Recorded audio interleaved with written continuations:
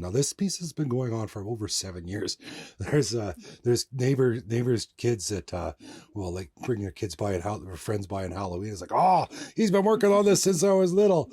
I get heck from them. I was like, when are you gonna get it done? It's like, sorry. Hello, my name is Ryan Wispinski.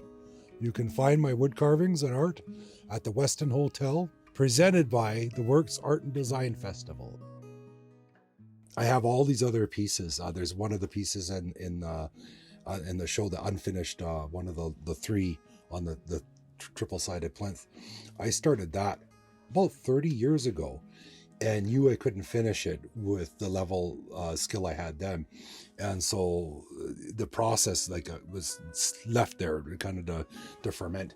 And what really started this off was a piece I started years ago, which is in the show, which is 3 turtles. And then after that followed up was the salamander carving, and I really got taken into the aquatic animals, the ones that live both on water and land. Like with the salamander, they're really good warnings for when there's something wrong in the environment, because they actually can breathe through their skin. And so when you start losing animals like this, you know that there's a problem, and we know there's a problem. But because I'm not very good in the activism world, just from the busyness, art is my way of speaking of my love and respect for nature and my hopes for her. And so that's sort of how this developed. And the way that they started developing initially was just an admiration of some of the wildlife painters who can do such beautiful pieces, and I started wondering if I could do the same justice in a piece of wood, where it's not just the imagery, but there's like the diorama sense. And so a lot of carvings, over time, you start to really see what you're working with, and looking and seeing is a very different thing.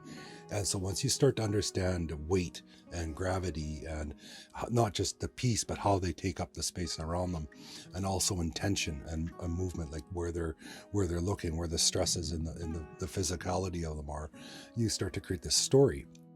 But I started art as an illustrator by drawing pictures, and so that extended the way I drew is the way I carve. Because when I drew a picture, I just like to just dive in, right? So I don't look at pictures, like there's no photos, there's no models here. I'll look at some, because drawing the photos are just one-dimensional, right?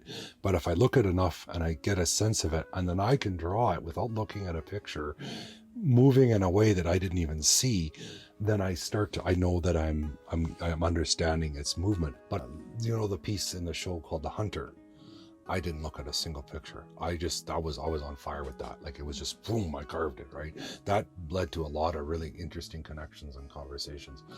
Often pieces like that are really sometimes rare, but they're kind of the most intense.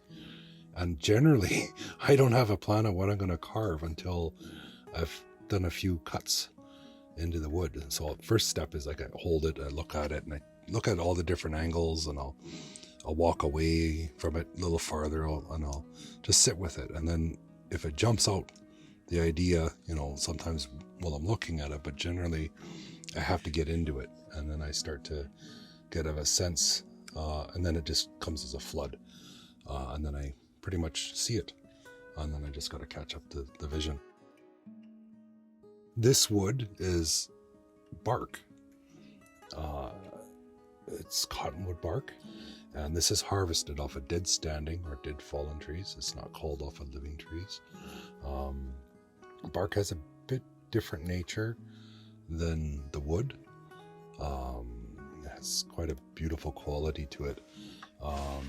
And it kind of has a nature where if you're carving scales, it looks like scales. If you carve bark, it looks like bark. If you carve a rock, it looks like a rock. So it has a very adaptable nature. When I'm looking for pieces to carve, I'm actually picking up pieces of wood that speak to me. And so I really love that I've been taking bits of bark that are like falling apart, cutting away to the good parts, and then adding it to this, and it just keeps growing, right? And in the process of working on this, I don't even know how many pieces I've finished and started and completed. I'll have pieces in my mind for years and years. And I have pieces of wood I've had since I started carving, right, at 14 years old, that I'm like, someday I'll get you. You know, I have pieces of wood that were my dad's, you know, and that I'll hopefully carve. And if I don't, I don't, but that's okay too. Not worrying about if I get it done or not is also important. And if I break a piece or something changes, I just change. And that's like life too, right? And so that adaptability and that intuitiveness, it helps in all factors of life. And so, yeah, there's a lot of pieces. I have piles of unfinished pieces that I may or may not get to, but it's just not stopping dreaming.